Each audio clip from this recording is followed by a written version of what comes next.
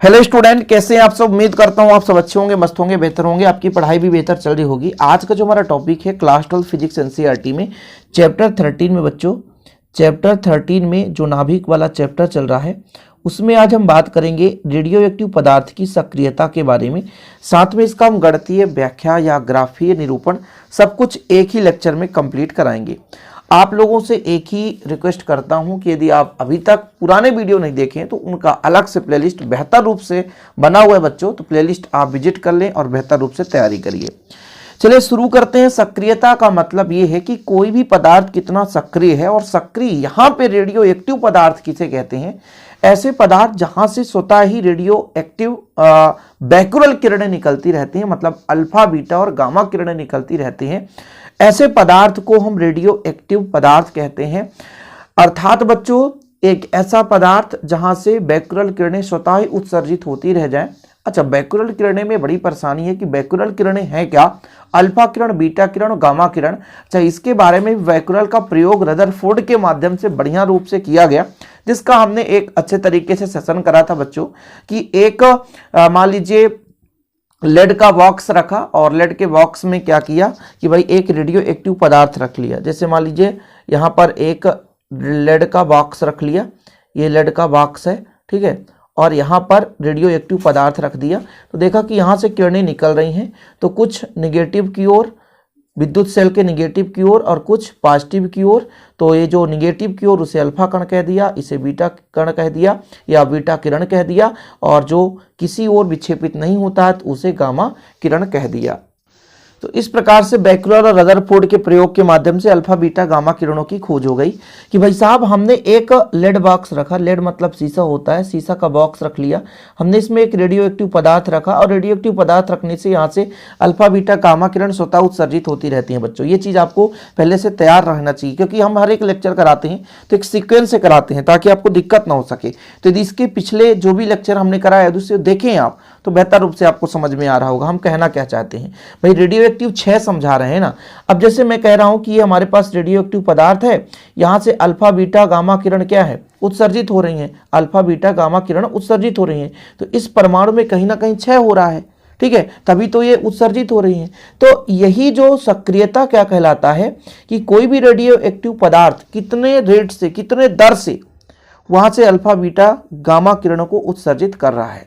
यदि उसके उत्सर्जित होने की दर अल्फा बीटा गामा अर्थात बैक्यूरल किरणों के उत्सर्जित होने की दर अत्यधिक है ना, तो वो बच्चों क्या कहलाएगा, सक्रियता अधिक कहलाएगा। और यदि उत्सर्जित होने की दर कम है, रेट कम है, तो सक्रियता कम कहलाएगा।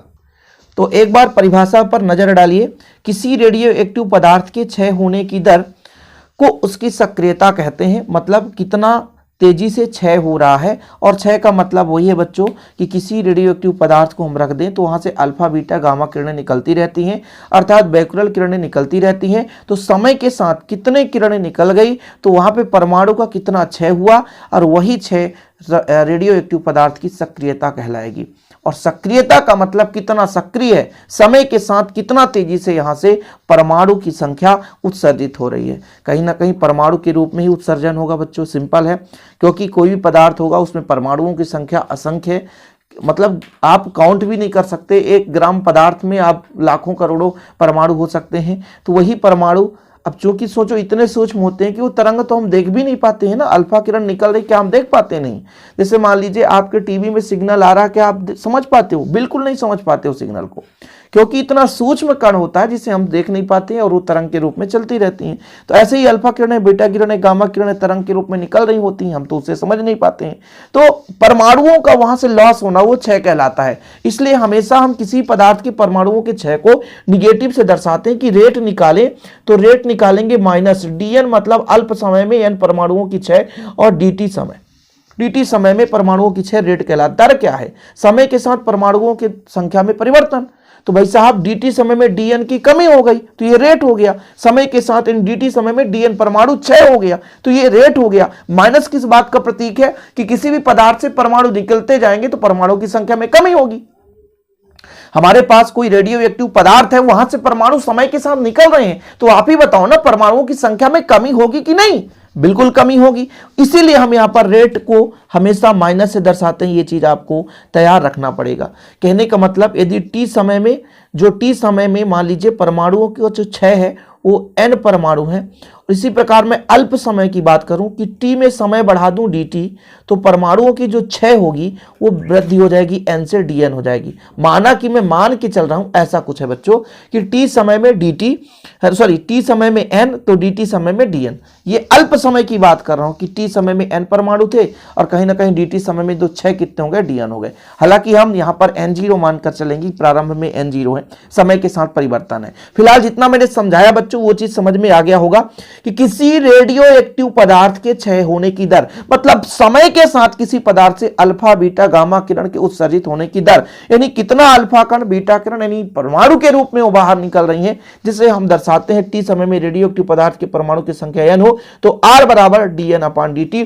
dt का मतलब है समय के साथ, dn मतलब परमाणुओं की संख्या में क्या परिवर्तन हो रहा है, वो रेट कहलाता है, वो दर कहलाता है। माइनस यह प्रदर्शित करता है कि समय बीतने के साथ साथ सक्रियता कम होने लगती है। सक्रियता कम क्यों? क्योंकि धीरे धीरे परमाणुओं की संख्या जब कम होने लगेगी तो उसकी सक्रियता भी कम होने लगती है। भाई जब आप स्टार्टिंग में किसी खेल को खेलते हैं तो एनर्जी फुल रहता है तो आप अच्छे तरीके से खेलोगे, लेकिन वही 3 घंटा 4 घंटा खेलने के बाद आपके शरीर की एनर्जी कम हो जाएगी तो कहीं ना कहीं आपके खेल में मंदी आ जाएगी। सिंपल है, आप लोग समझ गए मैं कहना क्या चाहता हूं कि जब भाई आप फुल ऊर्जा के साथ खेल रहे थे उस स्थिति में आपकी जो एनर्जी फुल थी, आपके शरीर में जो भी एनर्जी है वो बेहतर रूप से काम कर रहा था, लेकिन जैसे जैसे आप खेलते गए कहीं ना कहीं वो एनर्जी लॉस होते गया और आपके खेलने की दर भी कम हो जाएगी, थोड़ा सा एनर्जी वीक हो जाएगा। यही चीज मैं समझाने वाला हूं बच्चों। आपको समझ में आ गया कि परमाणु क्षय हो रहे हैं लेकिन समय के साथ उनके परमाणुओं की संख्या में कमी आएगी। ये चीज क्लियर है, यहां तक समाप्त, कंफर्म है। अब यदि आपसे कहा जाए कि रेडियो एक्टिव 6 नियम आपने पढ़ा है तो आप लोग कहोगे हाँ हमने पढ़ा, भले ना पढ़े हो। अच्छा, उसका एक फार्मूला निकल कर आया था कि n बराबर कितना होता है। n बराबर होता है बच्चों, n बराबर n0 e power minus lambda t। ठीक है, जहां पे मैं यदि आपसे कह दूं n0 क्या है, t बराबर यानी प्रारंभ में t0 जब समय है, मान के चलता हूं t0 समय मान लो, या t बराबर मान लो कि t बराबर t0 यानी प्रारंभ में जब क्षय नहीं हो रहा था तब परमाणुओं की संख्या n0 है, यानी प्रारंभिक समय में बात कर रहा हूं, प्रारंभ में परमाणुओं की संख्या n0 है और t समय पश्चात उसमें परमाणु कितने हो गए, n हो गए। उस स्थिति का यहां पर n बराबर n0 e की पावर लेमडा t माइनस में है।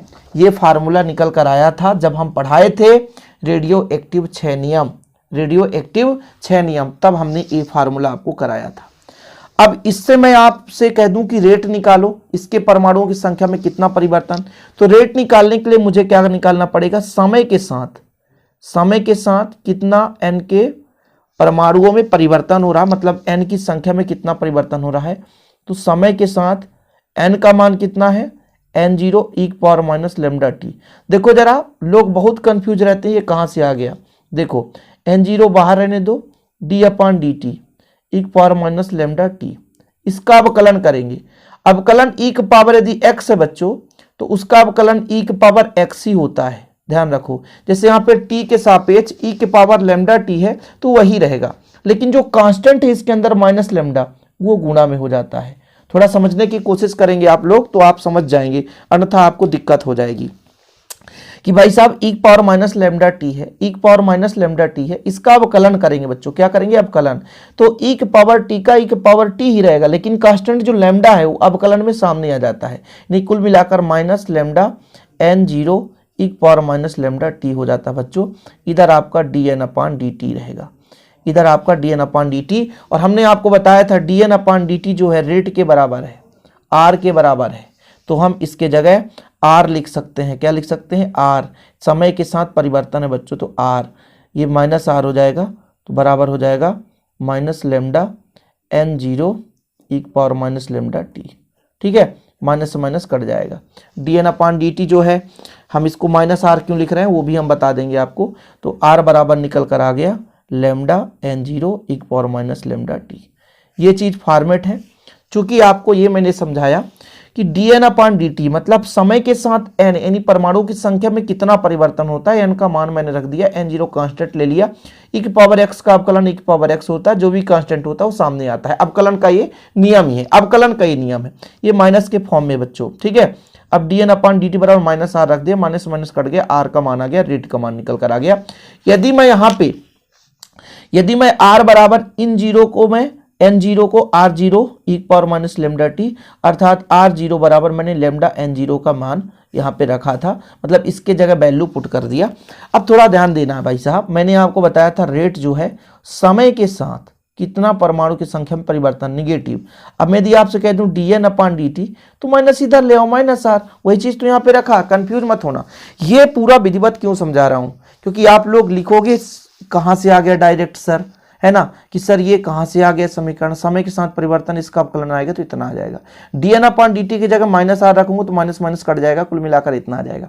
कितना सिंपल है भाई। या कि मान लीजिए समीकरण 1 में इसका सीधा dn/dt का मान रख दूं, सीधा मान रख दूं तो माइनस माइनस प्लस हो जाएगा, ठीक है, यहां पर हो गया। इसके जगह r0 हो जाए, यहां पे लैम्डा n0 के जगह r0 रख दें तो माना या मान के चल रहे हैं, ये जरूरी नहीं है कि भाई साहब हम जबरदस्ती कर रहे हैं, ठीक, ये चीज होता है।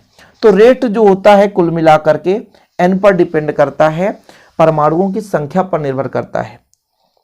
जितना ज्यादा परमाणु होंगे उसकी सक्रियता उतनी अधिक होगी। यदि परमाणुओं की संख्या कम हो गई तो सक्रियता ऑलरेडी अपने आप ही कम हो जाएगी बच्चों, इसमें कोई दुराय वाली बात नहीं है, ठीक है। क्लियर है, यहां तक समझ में आ गया। कहने का मतलब यदि मैं ग्राफ खींच दूं, ग्राफ का मतलब क्या होता है थोड़ा समझना, कि मैं कह दूं भाई जब टाइम जीरो है तो जो रेट है वो r0 के बराबर है। रेट भाई दर जीरो है, मतलब टाइम जीरो है, इसको मैं कह दूं रेट है, और इधर कह दूं समय है, और यहां पर कह दूं r0 है। क्या है, r0। तो जब टाइम जीरो है तो रेट जीरो है, ठीक है। लेकिन जैसे जैसे समय बढ़ेगा रेट में कमी आएगी, दर में कमी आएगी। क्यों? क्योंकि परमाणुओं की संख्या में कमी आएगी तो दर भी धीरे धीरे कम होती जाएगी। स्टार्टिंग में टाइम जीरो है, जब हम यहां पर रेडियो एक्टिव पदार्थ की बात स्वतः उत्सर्जित होते हैं तो दर की संख्या बढ़ेगी, मतलब पहले तीव्र होगी, लेकिन जैसे जैसे समय होता जाएगा, मतलब समय बढ़ता जाएगा बच्चों, तो कहीं ना कहीं रेट की कमी होती जाएगी। ये चीज आपको क्लियर रखना है। अब जैसे बताया गया कि भाई जो R है वो किस पर डिपेंड करता है, N पर डिपेंड करता है। यानी मैं कह दूं आपसे कि R0 जो है वो डिपेंड कर रहा है प्रारंभ में N0 के। इसी प्रकार R की मैं डिपेंडेंसी कर दूं N पर, तो ये आप बिल्कुल कह सकते हैं, ठीक है। ये पेन अब चल भी नहीं रहा बच्चों, ठीक है। यानी R जो है वो किस पर डिपेंड करता है, परमाणुओं की संख्या पर। ये चीज मैं क्यों कह रहा हूं, क्योंकि मैं आपको भी ग्राफ दिखाने वाला हूं। फिलहाल यहां पर देख लो कि भाई रेडियो एक्टिव पदार्थ की जो सक्रियता समय के साथ चरघातांकी रूप से घटती है। सक्रियता की मतलब जो घटेगी, रेट जो है घटेगी, वो पहले भी बता दिया। ये ग्राफ है बच्चों, रेट जो है धीरे धीरे घटती जाती है, ये चीज है। जब मैंने कहा टाइम बराबर जीरो है, टाइम बराबर जीरो, यहां पर टी का मान जीरो है, ठीक है, तो रेट सीधा r0 है। जैसे जैसे समय बढ़ता गया तो रेट में कमी आएगी, और जब बच्चों यहां पर यदि बात करें अनंत हो जाएगा समय आगे चलकर, तो रेट हमारा जीरो हो जाएगा, ठीक। ये चीज है, क्लियर है इतना। इसी प्रकार आगे भी हमने बताया आपको कि भाई साहब R जो समानुपाती है n के, तो n के समानुपाती आप लिख सकते हैं, ठीक। तो किसी क्षण पदार्थ की सक्रियता उस क्षण पदार्थ के शेष अपघटित परमाणुओं की संख्या पर निर्भर करती है, अर्थात उस परमाणुओं की संख्या के अनुक्रमानुपाती होती है। ये चीज आपको लिखना है। अभी घटित, जो घटित नहीं हुआ है, जो उस पर उपस्थित है, उनकी परमाणुओं की संख्या पर निर्भर करती है। यहां तक आपका आंसर है सक्रियता के बारे में। फिर मात्रक है बच्चों की, सक्रियता का मात्रक होता है बेकेरल, संकेत BA। संकेत क्या है, BQ है, बेकेरल तो BQ, ठीक है, BQ है, BA नहीं, BA तो हो जाएगा बेरियम। याद रख लीजिएगा, ये सब ऑब्जेक्टिव में क्वेश्चन पूछा जाता है कि SI मात्रक सक्रियता का SI मात्रक क्या है, बेकेरल। क्या है, बेकेरल। संकेत BQ है, ठीक है।